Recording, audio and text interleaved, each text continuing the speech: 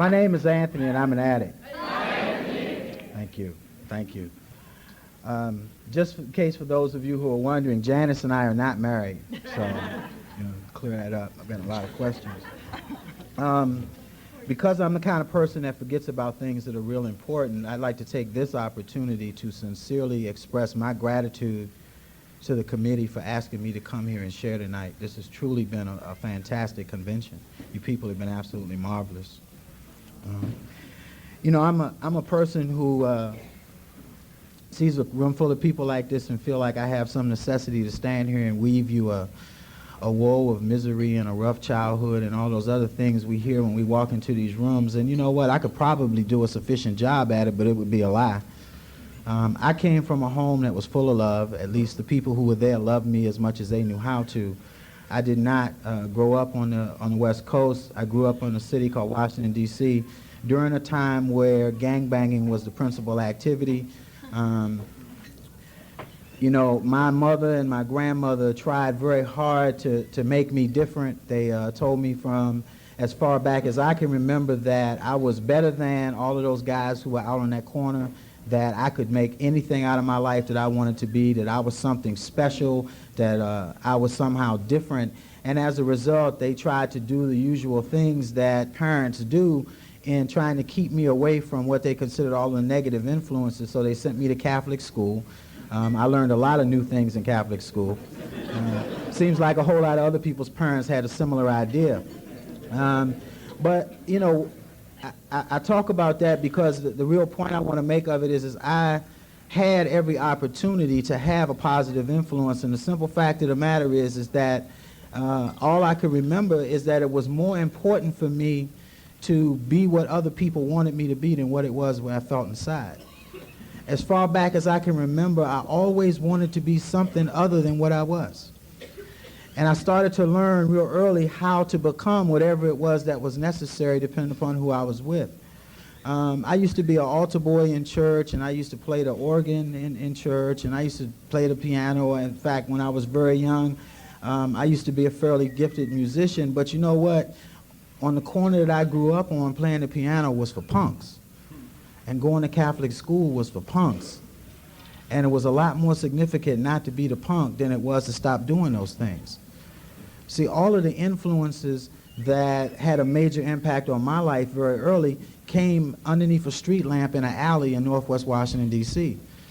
And irrespective of all of the things that my mother was trying to tell me, or that my grandmother or any other family member was trying to tell me, it was more important to be out on that corner with the fellas and to be a part of. My introduction to changing how I felt came underneath that same street lamp. In my neighborhood, it was kind of divided between the old guys and the young bucks. And the young bucks were down on one end of the alley and the old guys were down on another.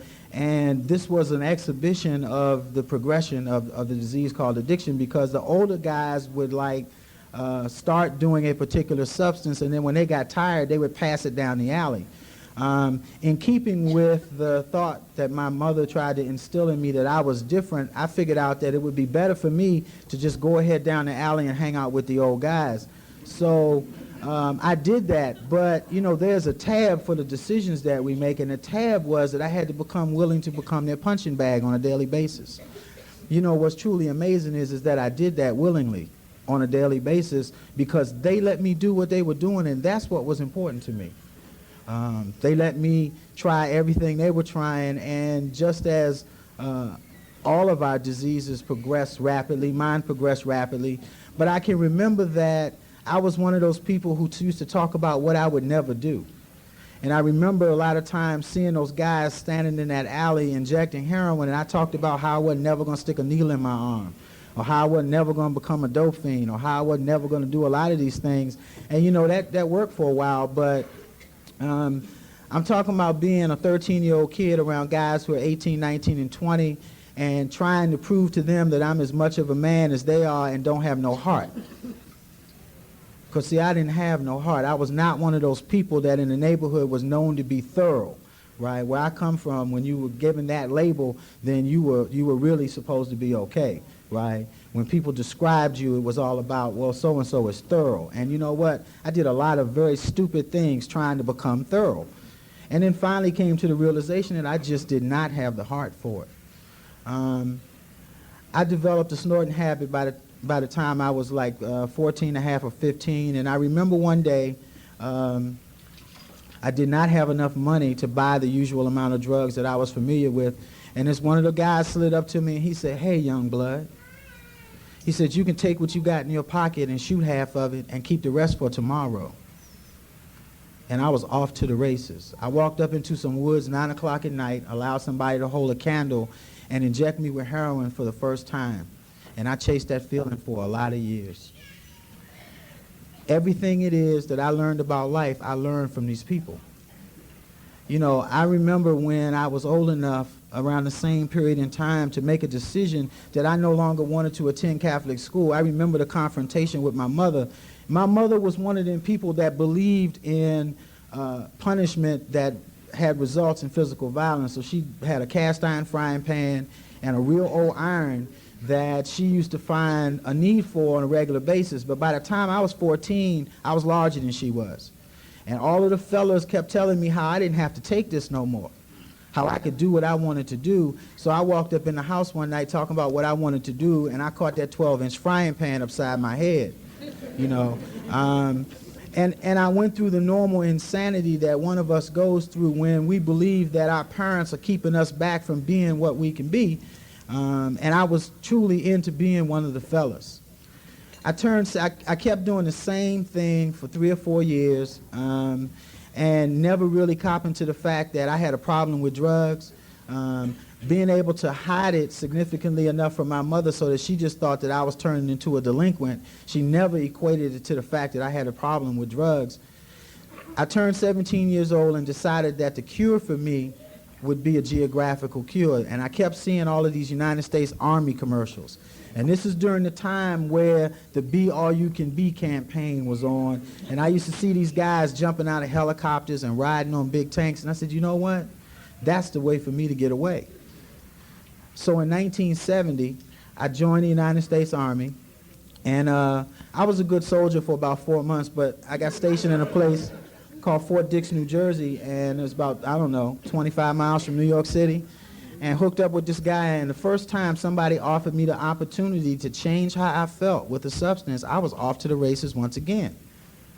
Now, the United States Army doesn't really care for people who are practicing addicts, so their solution was to send me to West Germany. You know, the irony of this is that I had had enough time to be away from those people that I so desperately wanted to get away from, but they gave me 30 days of leave and $700, and I ran back to them people, trying to prove to them with my little uniform on with one ribbon, had lost a little weight, and thought I was looking good. And you know what? They did too, as long as that $700 lasted. But when the $700 was gone, they were also, and you know what? It didn't hurt my feelings. I thought that that's how it was supposed to be. See, I always had illusions of being big time. The images that were in my neighborhood were the guys with the big cars and the pretty suits and the diamond rings and the pretty women and pockets full of money. You used to drive up in the neighborhood passing out dollar bills to all the young brothers, talking about, you can have what I got too. All you got to do is hustle hard for it. I'm talking about growing up in an environment where working was for suckers. And we used to stand on the street corner and watch the guys get up and go to school or get up and go to work and harass them. I'm talking about becoming one of those vicious young people that sometimes some of us who've been around here for a while today look at and wonder how in the world could anybody have ever given birth to something like that. I was one of those kids. You know, I remember that when I went to West Germany, and again, I was a good soldier for about 3 months, but I ended up being sent to what then was the heroin capital of Europe, Hanau, West Germany, and quickly again, my disease progressed. And I got to tell you something, you know, I was aware that I thought that I just kind of liked to get high, and people kept messing with me, and that's why I kept getting in trouble. I never, ever gave any thought to the fact that I had a problem. I never gave any consideration to the fact that I was powerless. I just thought that I had a series of bad luck. And then sooner or later, my luck was going to turn around, because you know what? I still had that vision of that Cadillac and the Hickey Freeman suits and the alligator shoes and all of them other things that we seem to remember in the flash. Because that's what attracted me. That's what I thought success was. I thought living was having all of those things. Eventually, the United States Army got tired of me trying to be all I could be, and all I could be was a dope fiend. So they decided to lock me up. And they have this thing in the Army. They have a real unique device called pretrial confinement. And what that means is that they can lock you up without ever taking you to court and just keep you there for 66 days at a time, and then they can just keep locking you up every 66 days. So they did that, and I went through that cycle for about 13 months. And I remember that, you know, they tried there, at that time they had what they called an attempt at a substance abuse program, which was a guy who sat in front of your cell 3 times a week and tried to tell you the evils of drug addiction, and a minister who would come and pray over you twice a week, and having to go to the bathroom in a bottle on a regular basis. But finally, in 1973, the United States Army was thoroughly tired of me being the dope fiend that I could be, and decided that they were going to do something about it. Now, I got to talk about when I first got locked up. Now, I grew up learning how to perpetrate a fraud or be what I wasn't. So I learned how to develop a tough guy image. And I remember walking into this military prison in Mannheim, West Germany, and how afraid I was. And you know, I had had that same fear all my life. I had just learned how to masquerade. I cannot recall an occasion where growing up during that time I was not afraid. But I walked into this prison, and you know some of the remarks that the guys make when fresh meat walks into the joint. I started getting some of those remarks, and I was terrified. Because you know what? I knew exactly what happened to people who did not have no hair growing on their face who walked into a prison. And I was terrified that that was going to happen to me. I quickly realized that the people who were safe in this particular institution were the brothers who believed in Islam. So you know what? I grabbed the Quran. I learned how to say Assalamu Alaikum real quick, okay? And I stayed safe. My entire existence in that institution was the result of me making decisions to stay safe, okay? I didn't believe in Allah, but it kept me safe. I eventually progressed to being like the jailhouse reference library because I read everything I could get my hands on. So it was no longer necessary for me to defile these individuals' religion. I could kind of just be a reference for some of the tough guys who were trying to issue appeals, and that kept me safe. But in May of 1973, a chaplain walked up to my cell and he handed me a set of papers, and he said, "The Army is offering you an opportunity to get out of jail." Well, I had read enough to know that in 6 months they had to let me out of jail or take me to court anyway. This discharge that they tried to get me to sign was a Chapter 13 dishonorable discharge. And I refused to accept it because you know what? The dope fiend in me knew that I could get $484 a month for 4 years from the VA educational benefits. So I knew I could shoot $484 worth of dope every month, and the Army would pay for it, and legitimately I felt like they owed it to me, okay?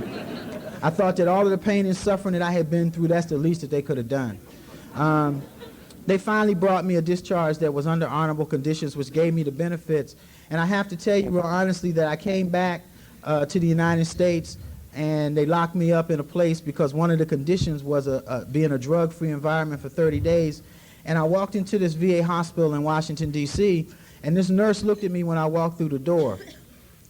And she said, "Young man, you have a problem with drugs, and we can help you if you want it." And I looked at this woman and said, "Miss, I have not been home for 2 years. On day number 31 at 6 o'clock in the morning, you can let me out of here." Again, absolutely no awareness that I was an addict and that I had a problem. I again thought that I was just one of the unfortunate who was being persecuted, and at that time I was real heavy into the black thing and how I was being oppressed, right?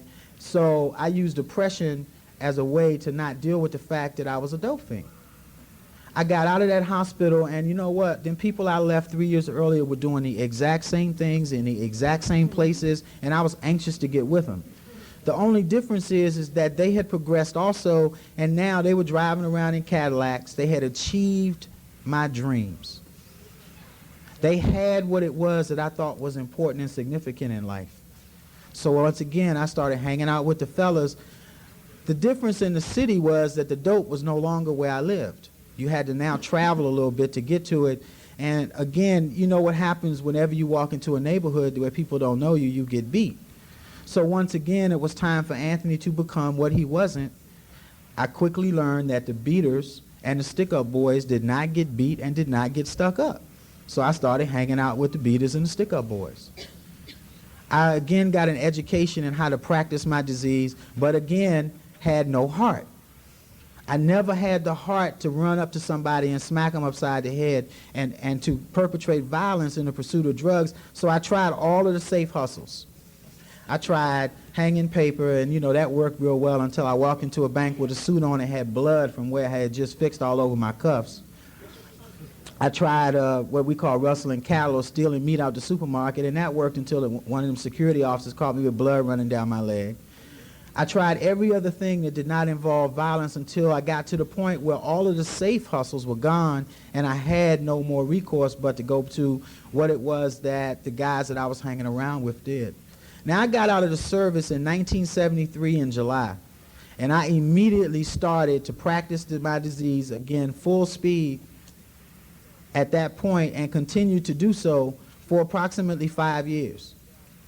I had gotten to the point where I was hanging out with some guys who, you hear this saying about these guys would kill Jesus Christ. Well, that's the kind of people I was hanging out with. And the reality is that I remember one day in April of 1978, and I share a lot that a pork chop saved my life, and you know what, people laugh and think it's funny, but it's real, real true, because in 1973 I had met a young lady. And this young lady was a functioning addict. She went to work every day, or just about every day, but she got paid every 2 weeks, which was what was important to me. And this didn't have nothing to do with love or affection. This had to do with an insurance policy, okay? Because I knew that without fail, she was going to get paid. So we hooked up, and in this insanity, I made a couple of children. But in 1978, I had pressed this young lady about making me a dinner, okay? Because she had kind of, what I kind of thought was forgotten her wifely duties, so I was going to remind her that one of those duties was to cook her husband dinner. So I pressed her about some pork chops, so she ran and got them and was cooking them, but the fellas came by and blew the horn, and I tried to dart out the door, and she went off, okay? She had a fit. So I yelled at the fellas because she was supposed to get paid the next day, okay? So I really didn't want to make her angry. I yelled at the fellas, I'll meet you where you getting ready to go. Okay, I'm going to eat these pork chops. So I ran back and sat down and ate the pork chops. Well, when they got where they were going, somebody that we had taken something from a couple nights earlier walked up to them and shot everybody in the car. And when I walked downtown full of pork chops, strutting, somebody walked up to me and told me they just shot everybody in your crew and they're looking for you. And I got to tell you something. In that 5-year period, I had learned how to perpetrate being a gangster. The gangster was gone, the punk was home. I was afraid because I knew these people knew how to get what was theirs, okay?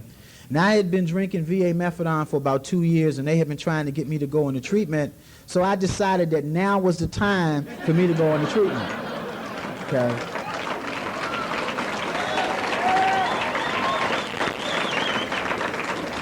I walked back into this VA hospital, the exact same hospital that I was at 5 years earlier, and the exact same nurse was standing there doing my intake, okay? And she looked at me and she said, "Do you want your same bed?" Okay? And laughed at me.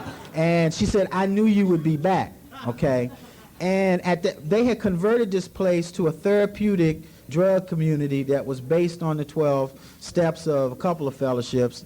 And I remember sitting in this interview room, and one of the conditions for entry was you had to get on your knees and grab somebody's hands and scream and beg for help.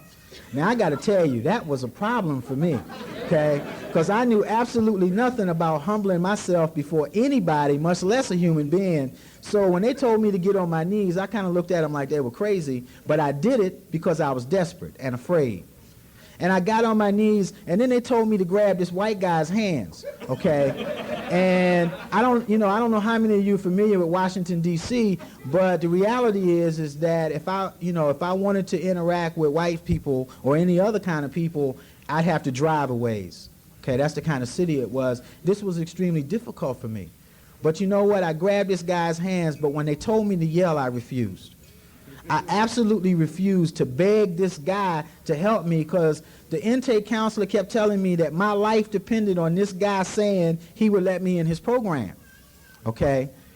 So then, after about 10 minutes of refusal, he asked me what I think my problem was. And to show you what a arrogant SOB I was, I told him I thought that I had a slight mental maladjustment and I just like to get high a little too much.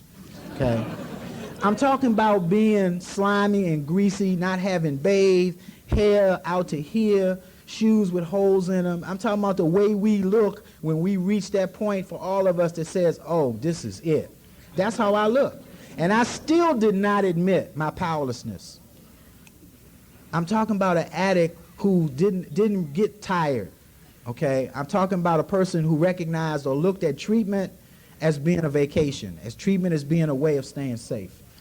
That's what it was for me. But I started yelling, and eventually this guy stood up and gave me a hug and said, welcome to the family, okay? And I thought I had got over.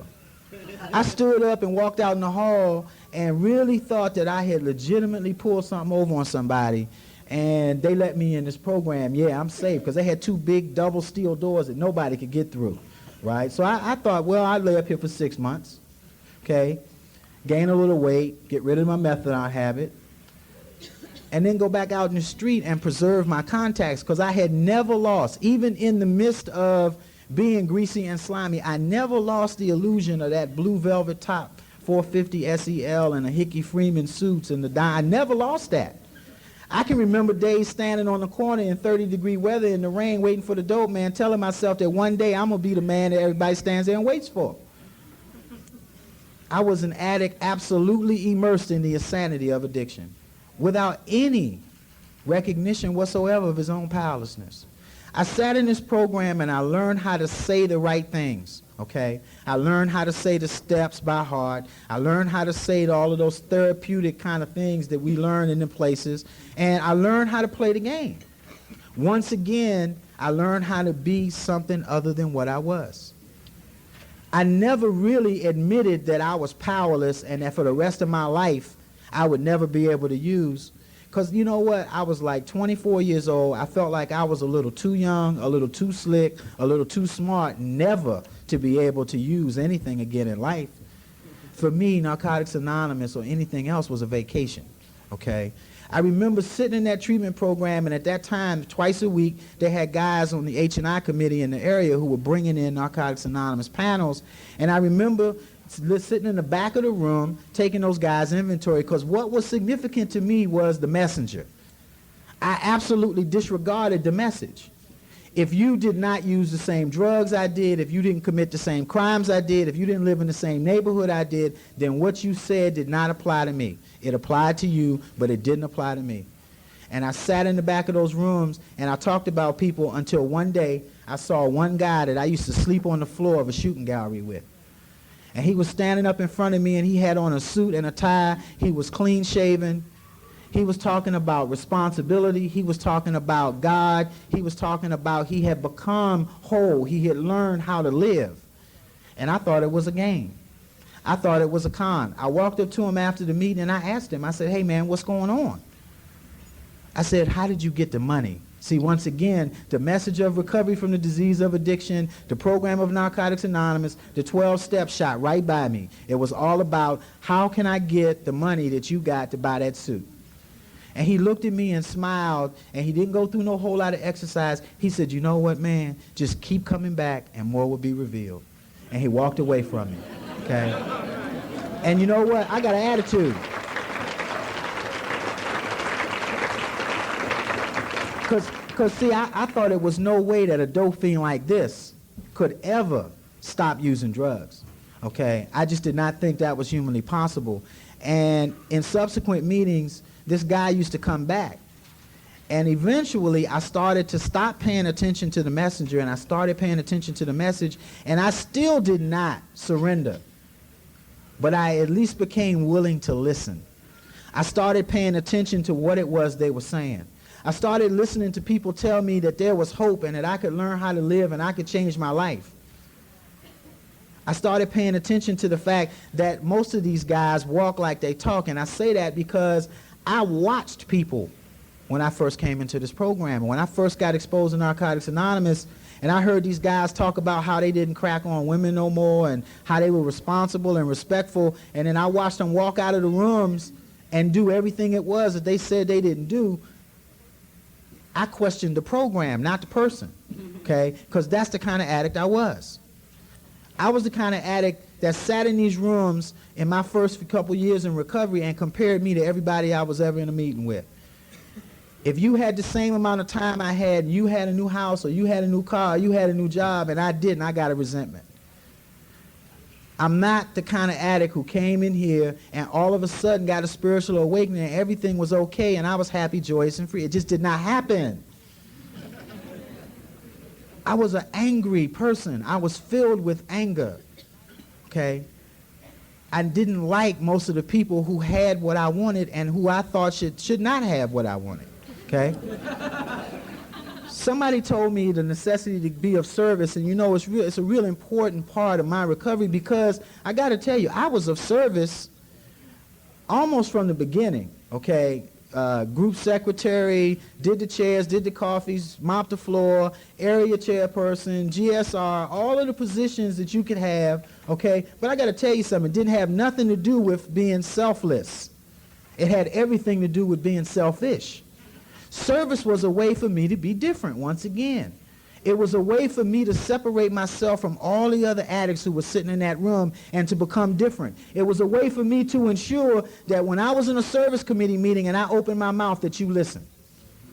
That's what service in this fellowship was for me for almost 4 years. And you know what? I could talk fine. I could make it sound like I believed in everything it was that I said and that all I cared about was carrying the message to the addict that still suffered. That was absolute garbage because I didn't. What was important was that people recognized me when I walked in the rooms or when I drove across town. That's what service was about for me, okay?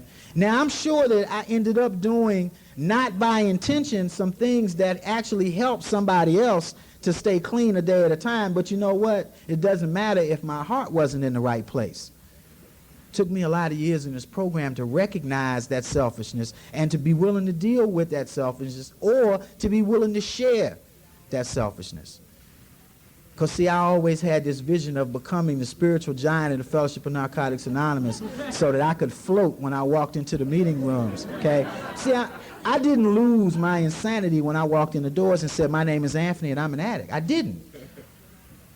I'm talking about holding on to a lot of the addict behavior, okay? It was easy for me. I don't want to say it was easy, but I was able to let go of the using on a daily basis, okay? But I still stood out at meetings, 3 years clean, hat cock, ace deuce to my head, talking out the side of my neck, cracking on every little fine young thing that walked into the meeting, okay? Turning my nose up at newcomers. I'm talking about I was a person who had become the epitome of a lot of what that skit was about last night in the other room. Okay? I had become that arrogant asshole. I had become that person that we like to laugh and joke about that each of us knows one of. I had become one of them. Okay? I can remember when, if you had less time than I did, you had nothing to say to me. Okay? I'm talking about existing in this program amidst absolute madness and insanity and not being willing to do anything about it. Now, people used to tell me, well, you know what, you need to get you a good sponsor. Well, I had a sponsor who was into getting all of his guys into the church, okay? Well, because of a lot of my background, getting people into religion, as soon as that happened, he was no longer my sponsor. So I went and got somebody who sanctioned everything I did. I got one of them guys who you could call up and no matter what you did, you would never be wrong, okay? No matter what you did, as long as you didn't use it, was okay, okay? And I got to tell you something, I stayed sick. And I don't blame him, I blame me because I knew better. I had sat in enough of these meetings, I had been around you people long enough to know that that was not what this fellowship was about. But you know what? The dream I had, the flashy cars and stuff, I brought into this program with me.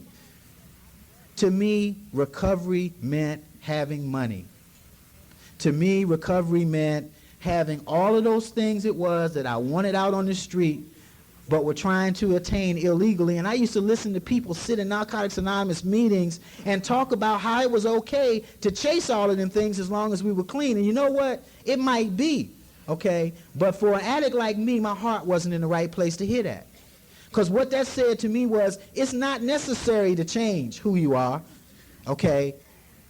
Change what you are. So I got into trying to fix me with things outside of me. I all of a sudden became consumed with trying to dress up the outside and not dealing with the inside. So I got in a position where I started being able to buy a couple of those suits and started to be able to stand up and look good. And then one day I got a guy in my life who I truly thank God for, because he looked at me and said, you know what? He said, you can put a piece of silk on a garbage can, but when it gets hot, it's still going to stink. Okay? And I got to tell you, that's the first time, man, in recovery, and I'm talking about having been in this fellowship for almost 5 years, about 4 years, okay, that I really took an honest look at how wrong everything it was I had done in this program had been. I hadn't used, but I hadn't changed. Now, I briefly mentioned this woman that I married who also happens to be a member of this program, and I have to tell you that I want to preface what I'm getting ready to say by everything it is that I knew about women when I came into this fellowship. I learned from the Playboy Advisor or Ozzie and Harriet. Case closed. Okay? I knew nothing else. I knew nothing about love, respect, consideration. I knew nothing about any of those feelings or emotions. Everything it was that I knew was the little suggestions you get in the back of the Playboy once a month, okay? And I got to tell you, I tried a lot of them simple things, and, you know, I really recognize that today I'm grateful that this woman is still a part of my life. Because by right, she shouldn't be, okay? I got to a point, man, where I decided at 5 years, I'm going to take a service vacation, okay? So I said, well, 5 years clean, I've been of service all this time, I'll let the newcomers do it, okay? So I stopped being of service.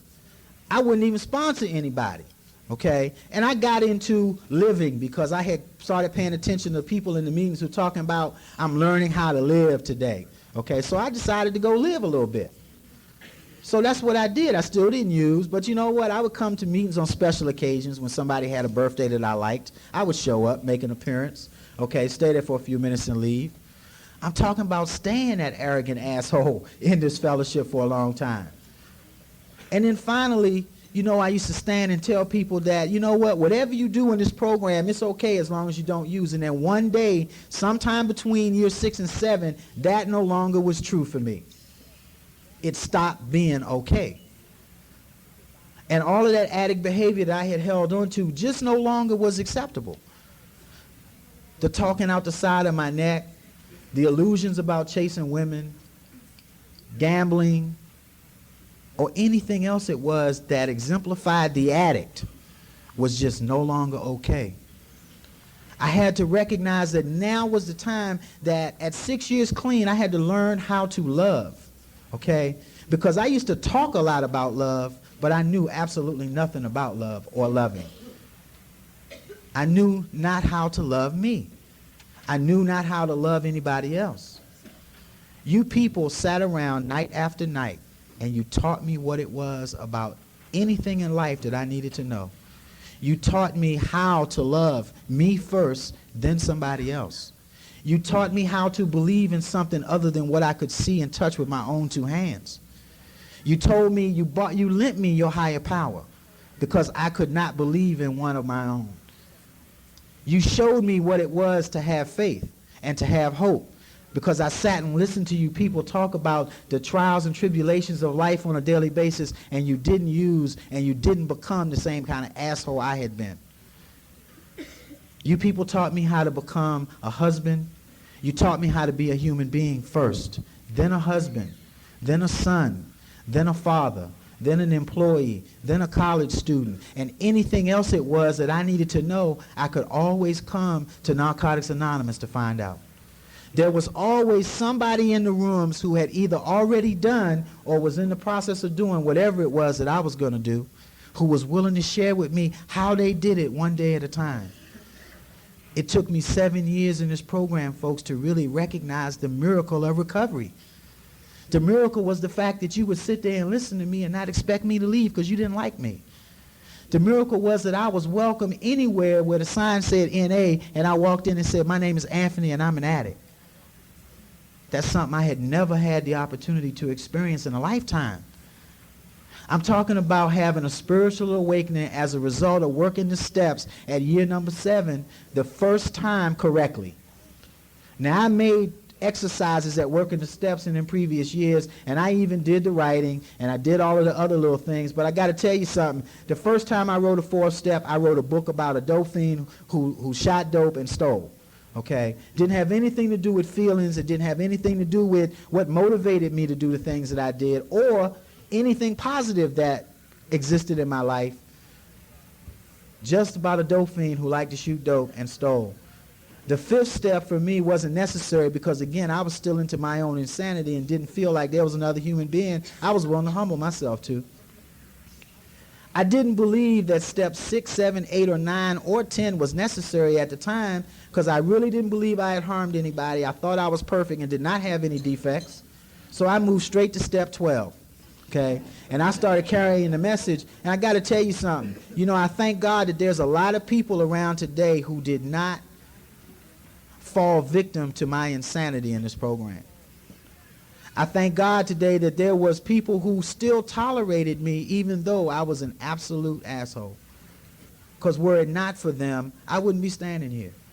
I'm talking about an addict who had absolutely no desire to change his life whatsoever, who stands before you today and who does not find it necessary to not only not use drugs, but has learned how to apply a set of principles in his life to the best of his ability on a daily basis.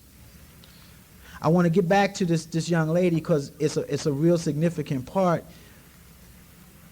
I lived with this woman and hated my children for 6 years. I mean, hated my children. I resented the fact that my children got more attention from my wife than I did. Okay? And you know what? I knew what steps to work to deal with this and did not have the willingness to do so. It wasn't until I got with this particular person in my 7th year and I had to do the steps properly that I came to grips with a whole lot of defects that had been manifesting themselves not only during my disease but also manifested themselves in my recovery. I had to start dealing with some of these things. I had to deal with the lifelong resentment I had because my father left when I was an infant. And when people used to ask me, oh, that's why you became a dope fiend, I used to say, no, it didn't matter. It did. It affected me. That's not the reason I became a dope fiend. The simple fact is, when somebody offered me an opportunity to change how I felt, I didn't say no. See, I was one of them addicts who for 2 or 3 years thought it was real important to figure out why I became an addict. Today, it just don't matter. I am an addict, okay? And you people and this program have given me a way to deal with the addict that exists today. I'd like to stand here and tell you that I have become that giant. I haven't. I'd like to be able to stand here and tell you that I perfectly apply the principles of this program, that I go to meetings every day, that I call my sponsor twice a day. I don't. But I do try to work these principles to the best of my ability, okay? And I truly recognize that perfection is an ultimate goal, not something that is necessarily achievable. I don't have the same desire for the flash today. I appreciate the simplicity of just having what I need and not so much of what I want. Because usually my experience has been that when I get a lot of what I want, I also get a lot of what I deserve. And I've come to understand that the God of my understanding has a real twisted sense of humor when it comes to what I deserve. So I'm careful what I pray for today, okay? I used to pray for money and for success and for health and for all them other things. Today I just pray that God allowed me to continue to work the principles to the best of my ability, and whatever happens, happens. Because I've also understand what it is when they say be careful what you ask for, because I've had a few of them experiences in this program. You know, about 2 years ago, actually almost 3 years ago now, I got an opportunity to move to the West Coast, and I have to tell you that even after working the steps thoroughly, or at least as thoroughly as I knew how at the time, and believing that I had resolved all of my unresolved issues, when the invitation came for me to be able to move to the West Coast, I have to tell you that immediately I felt inadequate. I immediately started asking the question about why me, okay? And I started asking the question of other people, how can I tell if this is God's will or my will, okay? And you know what? There were a lot of people who tried to give me an answer to that question. The simple fact of the matter is that one person walked up to me one day and said, you know what? All you ever got to do is take a chance, okay? You can always move back home. You know what? I had been thinking about this for a month, and that never dawned on me one time.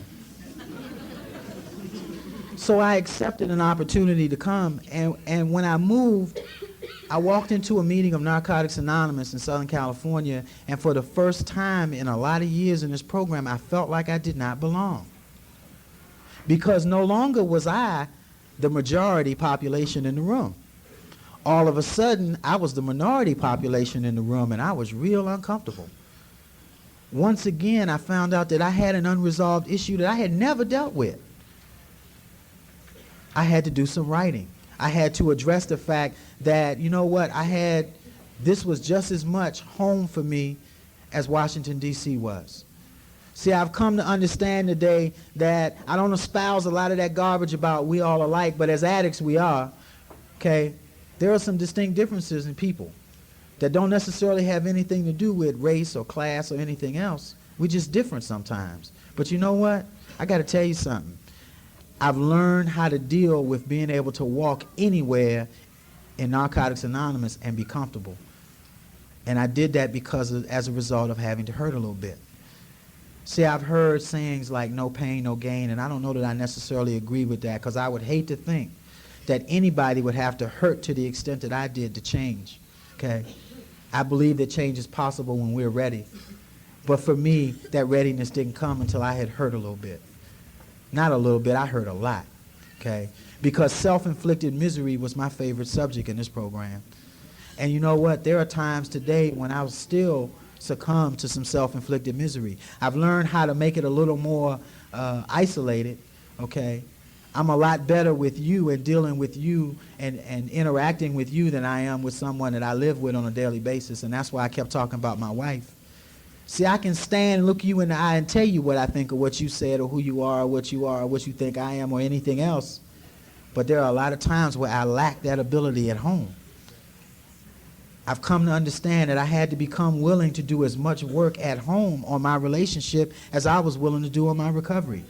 See, I thought relationships was like a thing of pre-sweetened Kool-Aid. You dumped it in a pitcher, added water, and stirred real well, and it was done. I've come to understand that that's just not the case for the addict that stands here today. I can truly stand here to tell you today that I understand what it is to love another human being. And I'm not talking about the kind of love that we generally share in these rooms and in this program. I'm talking about the kind of love to share your life with somebody, okay? See, I've seen a lot of people, and I have been one of those people who can stand on a podium and sound great, but cannot practice what it is that I talk about when I walk out that door. Today, I don't say what I can't live. And I learned that from you people. I learned that from sitting in these rooms.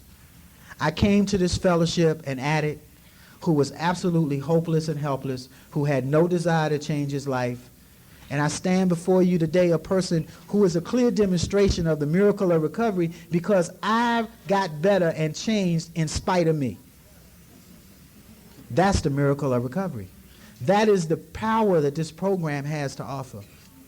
You know, a lot of times I stand and I say things and people don't understand how I feel inside, but I got to tell you that 2 years ago, I got a phone call and somebody told me that your mother just had a serious stroke and you need to fly back home immediately. And I got on an airplane and I remember driving across the country thinking about all of the things it was that I was going to tell this physician about how he could save my mother's life. Because once again, the addict had jumped into the driver's seat, okay? And I got off that plane and I walked into this hospital room, and the person that laid in front of me was not the person that I had known all my life. But I'll tell you what came to me first. What came to me first were all of the terrible, hateful things I had done to her over the years. What came to me first was all of the misery that I had inflicted upon this person, and that I never, ever had an opportunity to, in my opinion, make enough amends. I had made amends over and over and over again, but I still felt like I owed her that one last amends. And I did not get that opportunity. To make it worse, a doctor walked up to me. He said, "We want you to give us permission to terminate the life support." And once again, I was an addict in the driver's seat. I refused. I looked to my family members. I expected somebody else to make this decision, and ultimately all of them walked away from me, and they said, "You know what? We can't do this." And all of a sudden, I went back into that hospital room, and I looked down on that bed, and I grabbed her hand, and it came to me that my mother had that stroke knowing that I had been doing the best I could to be the best person I could be for over 10 years. What more could I ask for? And all of a sudden, the decision about terminating the life support and all of the misery and everything else it was that I felt was lifted. It was gone. I told the doctor to do what he had to do, but the miracle is that there were people in this program who were standing right there beside me. There were people in this program who supported me through that entire exercise. I came back to California, and you know what? I truly tell people today that I wish I had had the opportunity to have that one last conversation, but I honestly believe that what it is that I would want for her to know, she already knew. I just wasn't smart enough to recognize it. I thank God that you people had the tolerance and the willingness to allow me to change in my time, because I don't know what would have happened if you had forced me to do something your way or in your time. I thank you people that you allowed me to sit in these rooms with you, and you tolerated my BS for years. And you kept giving me hope, and you kept giving me faith. I like to thank you people, because without you there would be no me, and I can say that from the bottom of my heart today because I truly believe it.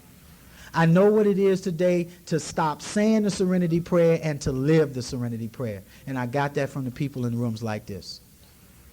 Narcotics Anonymous truly is a miracle, and there's a miracle awaiting anybody sitting in this room. And let me tell you, if you are the newcomer who's sitting in here tonight, who believes that whatever it is this guy is saying don't apply to you, stick around till the miracle happens, because if I can recover here, anybody can recover here. Thank you for letting me share.